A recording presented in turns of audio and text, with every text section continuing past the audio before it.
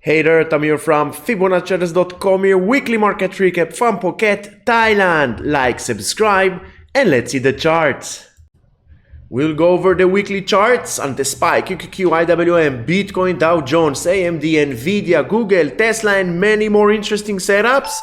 So don't fast forward, don't go anywhere. Let's start with the SPY. SPY closed the week with a doji zero movement. If we zoom on the daily, always zoom in, zoom out, and as you can see, since Wednesday, May 15th, SPY moved sideways between the 525 and the 533 to the upside, and then came Thursday through SPY downside 0.73, but overall, as you can see, support, resistance, Fibonacci gives us everything that we need, and Friday, not surprising, we closed the day on the inside day. Long continuation above the 533, we will see 551 and 574 on the weekly. Some kind of a pullback, retesting the 520 and maybe even the 515 will be very, very healthy at this point. QQQ closed the week with a 1.37% to the upside. Now the 446 will become the next support, will become support. If we look left, always look left and trade right, look left, the 446, very tough resistance since February all the way till middle of April, then broke to the downside, and then it took Q's 5 weeks to gain back all this downside and more. Now the 446 is the support, above it 478 and 500 on the QQQ. Dow Jones closed the week with a very bearish sentiment, 2.33 to the downside. We have here some kind of a double top scenario on the Dow Jones. The 390 needs to hold, below it 386 and then 378. Long continuation. First we want to see Dow Jones holding above the 390, and then we will think about long continuation of the Dow Jones. For now, 3 out of 4 time frames are bearish sentiment, so if you are long on the Dow, you need to be careful now. IWM holding strong above the 200 area, the upper border of the yellow zone. Let's see if IWM can close another week or two above the 206, and then we will see 211, 218 as next resistance, breaking below the upper border of the yellow zone, and we will see 196 and then 187. Let me know in the comments below, where do you think the market is heading during June, July, and August? Summer is here. Bitcoin, for the time that I'm recording this video, for now 3.84% to the upside on the week. And look at this, the 65,700 from support, resistance, once again support. It all comes down to Fibonacci and trend lines, and as long as Bitcoin is above the red uptrend line, Bitcoin is going up. Above the 73, we will see 83 and 95 on the week. Breaking below this area, below the 65 area, we will see once again 60K as support. Below it, 56 and 52. Always prepare for both sides. Never be biased. Ethereum, what a week he had. 22% to the upside, broke above the yellow zone. Finally, 3 out of 4 time frames bullish. Now let's see another week closing above the 3660, and then 4,000, and then 5,300 on Ethereum. MAGS, the Magnificent 7 ETF, super bullish. Another week, 2.33% to the upside. Overall, 5% on the Magnificent 7 in the past 2 weeks. Now let's see if Magnificent 7, if the MAGS can break above the upper border of this option channel. What do you think? Let me know in the comments below where MAGS is heading. Retesting the 3960 area will be very healthy and not surprising at this point. SOXX, the semiconductors ETF, another week, another 4.5% to the upside. And now the 227 area, look left, was a very tough resistance. So now from resistance, by default, it is support, and the FTI gives us everything that we need one click away. We don't need to break our head. Where's the next support? Where's the next resistance?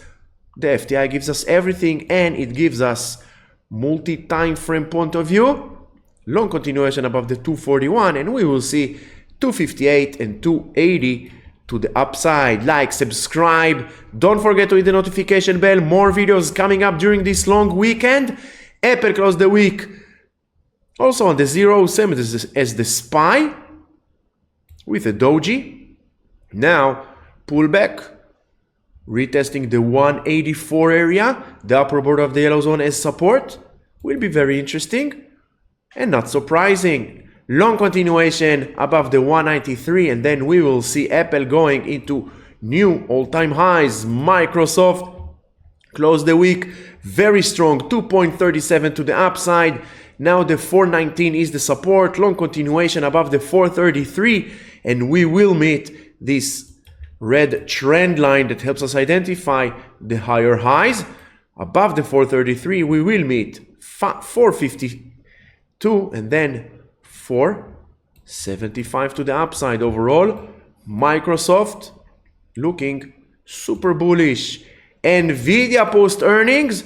Let's zoom into the daily. Post earnings, Nvidia gained 9.3% on Thursday. Friday, another 2.6%. Overall, this is how it looks on the weekly. Now, this area, the 940 area, that was a very tough resistance since March all the way to last week. Broke to the upside. Now all this area is the support. Closed the week on the high of the week, and now 1225 and 1430 will be the next resistance. Below the 934, we will go back to the 836, but overall bullish sentiment on Nvidia, and I will not be surprised if we will see 2000 on Nvidia by the end of 2024. Netflix.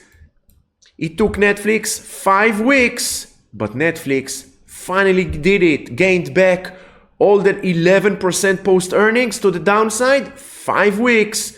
And now Netflix looking very bullish, super strong. 610 is the support. Above the 652, we will meet 703 to the upside. Retesting once again this red trend line with a new higher high. Tesla ended up the week with 1%, but overall, look at Tesla. Tesla is still below the yellow zone. Very tough resistance from support to resistance. Very tough resistance since beginning of March. Already 2.5 months of resistance together with this red trend line with the doji. Now the 162 is the support. I want to see at least 1 week on Tesla breaking above and holding above this red line. AMD trying to get back to business, but once again the yellow zone of the FTI proves itself as the major support and resistance for price action. And look at this, the lower border of the yellow zone, the 170 area from support broke to the downside, and now in the past 2 weeks we are under the yellow zone as resistance. Long continuation, only long, only up inside the weekly close, inside the yellow zone above the 170. Let's see if 156 can hold AMD, otherwise 133 together with this blue trend line. Google closed the week with a doji of the trend line. Once again, this red trend line, you know it, we drew this way back. And now once again, doji of a trend line, some kind of a pullback towards the 170, backwards more likely to the 170, and maybe back to the 164. Every time Google reached this red trend line with a doji here and here and here we got ourselves a pullback. Now let's put the FTI on our chart. 168 is the support, below it 160.40, long continuation only above this area, breaking above the 178, and then we will see 208 to the upside. Meta holding strong above the upper border of the yellow zone. Now the 490 is the resistance. Look left, it was resistance, then became support. Now once again resistance. 158 needs to hold a support, otherwise we will go back, retest the 435 and maybe back to the 413. Let's see, can Meta reach once again to the 531? Amazon basically moving sideways, as you can see, in the past 4-5 trading weeks, but sliding down now, going to retest the 173, below it 168, and then 162 to the upside. No bullish, nothing bullish now on Amazon. 3 out of 4 time frames are on the bearish side. SMCI closed the week with a doji 0.5% overall during the past week, barely holding above the yellow zone. 3 out of 4 time frames, the 4 hours, the daily and the weekly, the most important time frames for swing traders, are bearish. So no long for now on SMCI. Once again, thank you very much for watching this video. I hope you found it helpful, educational. If so, like, subscribe, and don't forget to hit the notification bell because more videos coming up in this long weekend. Until the next video, enjoy the rest of your weekend.